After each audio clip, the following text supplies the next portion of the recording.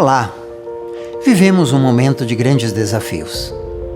Aquecimento global, alterações climáticas, faltas de chuva no centro-oeste e no sudeste, lixões entupidos, consumo desenfreado e muitas outras coisas. Mas será que precisa ser assim? Hoje, eu quero mostrar para você uma casa que contempla soluções arrojadas para o nosso tempo. Teto verde, compostagem, coleta da água de chuva, boa forma, boa alimentação, qualidade de vida, separação de lixo, quintal sem cimento. Tudo isso numa casa só, nesta casa, a nossa escola. Eu sou Clélio Berti e quero que você me acompanhe nesta aventura. Venha comigo.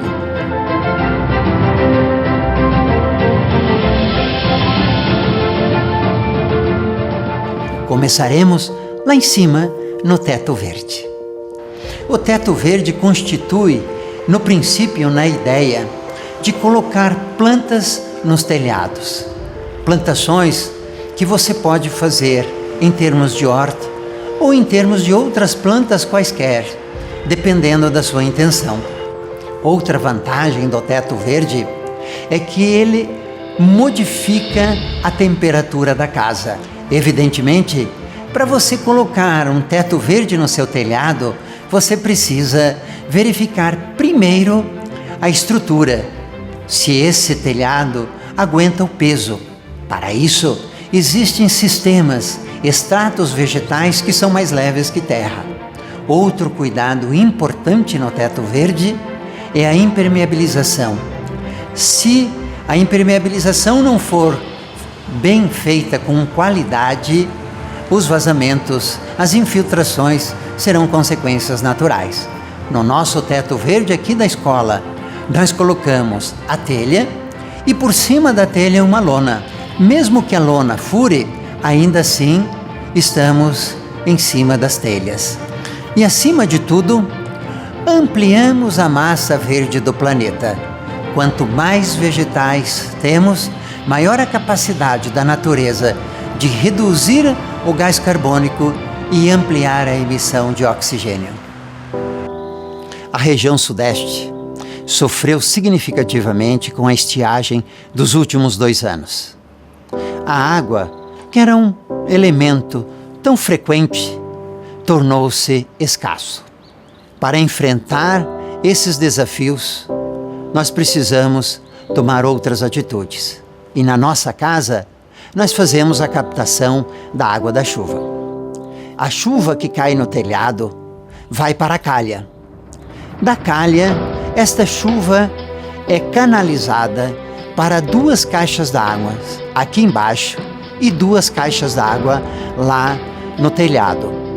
A água que cai na primeira caixa d'água passa por um filtro e aí ela entra na segunda caixa d'água já totalmente clara. Esta água, ela é bombeada para a segunda caixa d'água lá em cima do telhado, que já é filtrada também. Essa água é utilizada nas descargas. Além da utilização da água para as descargas, nós utilizamos para os jardins, lavagem de piso e etc. Com isso, nós podemos regar as nossas plantas mesmo no período de seca sem onerar a rede pública. Para se ter uma ideia do que isso significa, antes de fazermos qualquer tipo de captação, a nossa escola gastava aproximadamente 12.000 litros mês. Agora, com o sistema funcionando, nós chegamos a aproximadamente 4.000 litros mês. Uma diferença significativa que, quando utilizados esses sistemas de captação de água de chuva por várias pessoas, várias casas, vários edifícios, nós podemos reduzir significativamente a sobrecarga do sistema.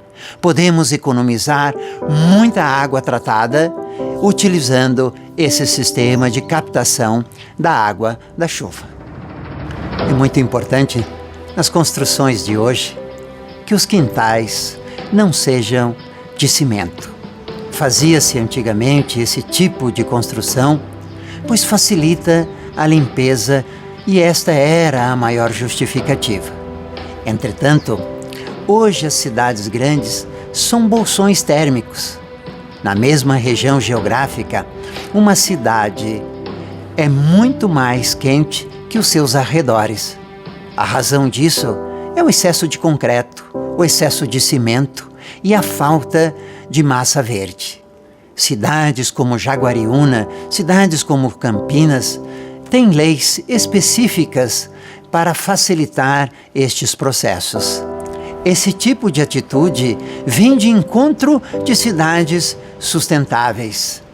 Um quintal bem arborizado, não apenas com plantas rasteiras como gramíneas, mas com árvores, com plantas de nível intermediário, essas plantas reduzem a temperatura em até 5 graus. Isso reduz a utilização de ar-condicionado e de outros sistemas. Você percebe que simples atitudes, se tomadas por um grande número de pessoas, o resultado final é significativo. Vale a pena um quintal sem cimento e com muitas plantas. Um dos grandes desafios da sociedade moderna é a destinação do seu lixo. Recentemente no Brasil foi aprovada uma lei que acaba com os lixões. Os lixões têm uma série de consequências negativas para o meio ambiente. Uma delas é a contaminação do lençol freático. Mas o que faremos então com essa imensidão de lixo? A resposta passa para a separação e reciclagem. Os cuidados que temos que ter com a separação de lixo é que existem vários níveis de separação e tratamento.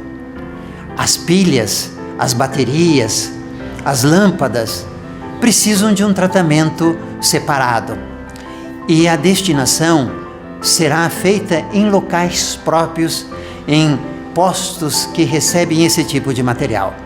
O restante do lixo, nós precisamos colocar os vasilhames, os restos, limpos. Se você deixar um vasilhame sujo na coleta seletiva, esse resto de alimento fermentará e provocará mau cheiro. Isso inviabiliza ou dificulta muito a separação pelos catadores e pelas cooperativas de catadores. Separar o lixo, além de ajudar o meio ambiente, pois possibilita acabar com os lixões, ainda se torna uma fonte de renda para essas pessoas, os catadores e as cooperativas de catadores. Coloca uma nova utilização para aquilo que antes ia para os lixões, agora vai para a economia.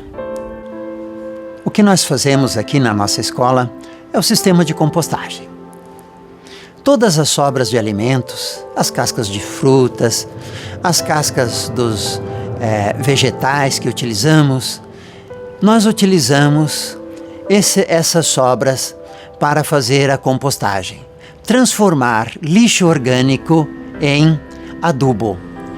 Nós temos uma série de caixas e nessas caixas utilizamos um fundo de terra, colocamos minhocas e depois colocamos esse lixo orgânico sobre essa terra e cobrimos com mais uma camada de terra. As minhocas utilizam este lixo como alimento e o resultado é o humus. A sobra do alimento das minhocas é um adubo de excelente qualidade.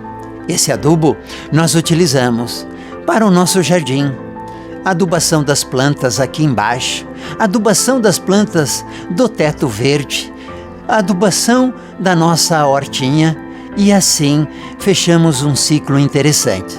Em primeiro lugar, reduzimos a sobrecarga do sistema público, pois esse lixo não vai para aterro sanitário. Em segundo lugar, reduzimos os custos da nossa escola, pois não precisamos comprar adubo para manter o nosso jardim, a nossa horta, de uma forma muito bacana, com plantas maravilhosas, como vocês podem ver nessas nossas imagens feitas aqui. Um outro elemento importante é o sistema de refrigeração das casas. Nas nossas cidades, a maior parte das pessoas não se preocupa com este elemento. Constrói uma casa sem se preocupar e depois coloca um ar-condicionado, eventualmente um ar-condicionado central. Esse sistema, embora simples, ele tem um custo, pois há um gasto desnecessário de energia. Uma medida mais interessante, mais inteligente, é pensar a casa de tal sorte que a refrigeração seja feita por mecanismos naturais. A nossa casa, as partes laterais, os telhados laterais, tem o teto verde, a camada de terra que segura as plantas. Ele refrigera essa camada, retém o calor e não deixa este calor ir para o andar de baixo. Aqui na parte central, nós temos o sótão, que é um lugar que guardamos as mercadorias, que guardamos as coisas que não estamos utilizando, e ele é elevado. Além disso, nós colocamos 2 janelas em desnível, uma janela mais embaixo e outra mais acima, em paredes diferentes, para que o ar entre pela janela de baixo e saia pela janela de cima. Com essas 2 janelas permanentemente abertas, nós temos um sistema de entrada de ar fresco e saída de ar quente, o que refrigera o teto.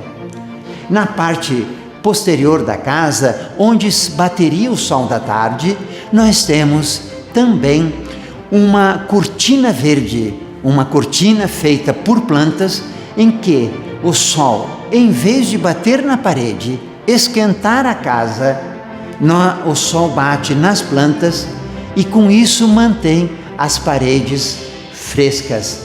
Esse sistema, além de ser muito mais inteligente, preserva o meio ambiente.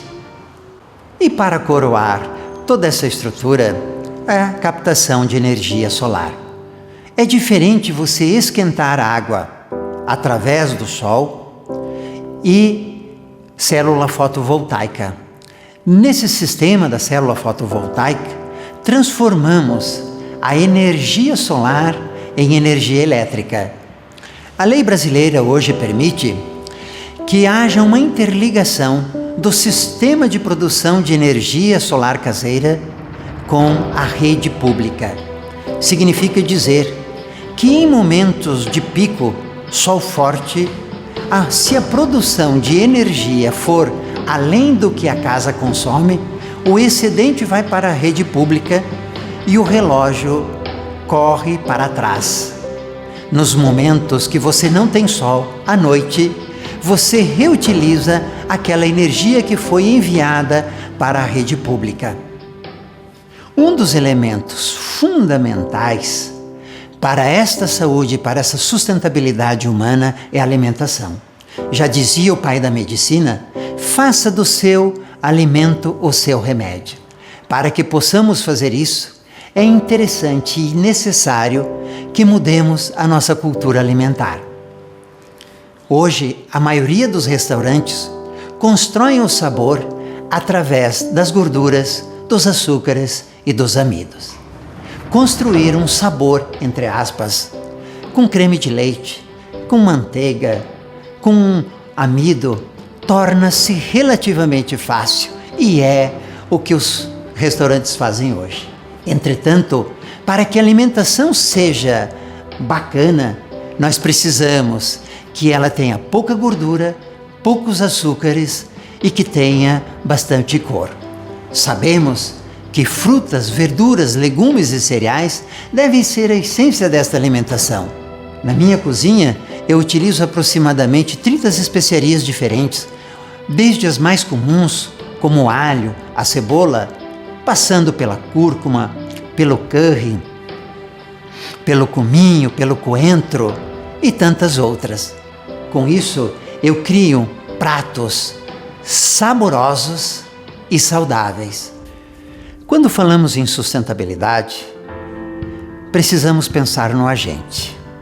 Disse o poeta: quando se está feliz, o mundo se explica. Não adianta pensarmos só no meio ambiente se não pensarmos nas pessoas que fazem este ambiente melhor ou pior. Construir a sustentabilidade passa pela construção ou reconstrução do ser humano. Precisamos de pessoas felizes.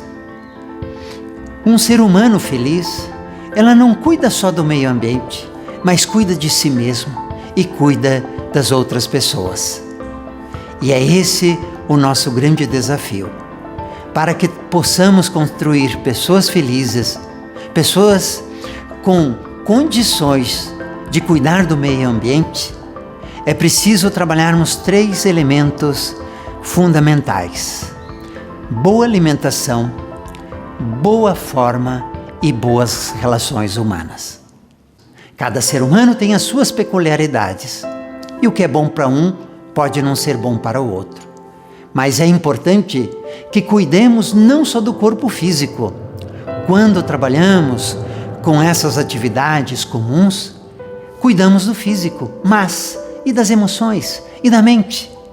Por isso, exercícios respiratórios, técnicas de concentração, técnicas de descontração são importantes para que possamos manter um ser humano integrado, unido, consciente e que cuide de si mesmo com tal carinho que aumente, amplie a autoestima.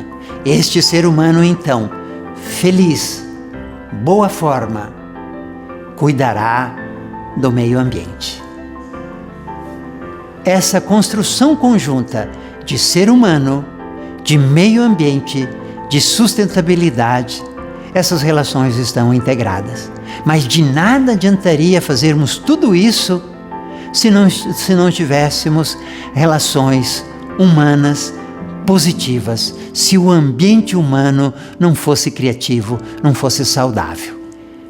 Todo esse contexto é para construir um mundo melhor, onde seres humanos se relacionem com qualidade, com respeito, com dignidade.